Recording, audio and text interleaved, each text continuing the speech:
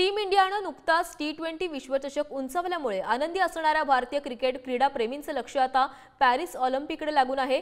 26 जुलैपासून सुरू होणाऱ्या पॅरिस ऑलिम्पिकमध्ये भारताचे 117 खेळाडू सहभागी झालेत।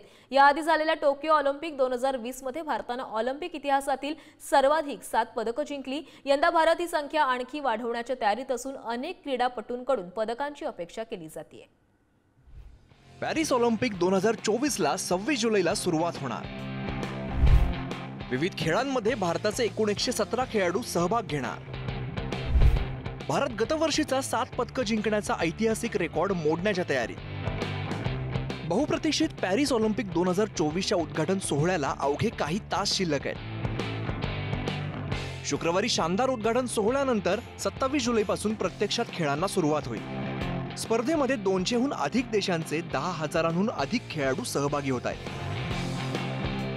यामध्येच भारताचे 117 शिलेदार असून काही खेळाडूंकडून भारताला पदकाची सर्वाधिक अपेक्षा आहे। गतवर्षीचा सुवर्ण पदक विजेता नीरज चोप्राकडून यंदाही भालाफेकमध्ये पदकाची अपेक्षा आहे। रौप्य पदक विजेती मीराबाई चानू वेटलिफ्टिंगमध्ये सुवर्ण पदक मिळवेल अशी आशा आहे।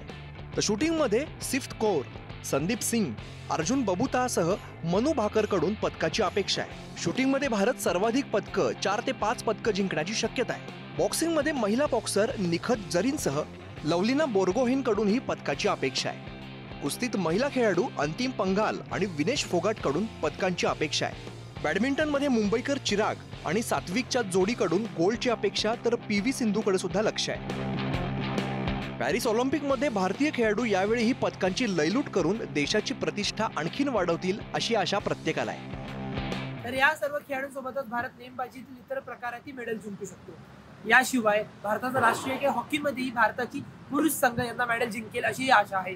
एकंदरीत काय तर मागील वेळीची अर्थात टोकियो ऑलिम्पिकची सर्वाधिक 7 मेडलची संख्या यंदा 10 पार करून 14 ते 15 वर नेऊन भारतीय खेळाडू इतिहास रचतील अशी सर्व भारतीयांना अपेक्षा आहे। शशांक पाटील, पुढारी न्यूज, मुंबई।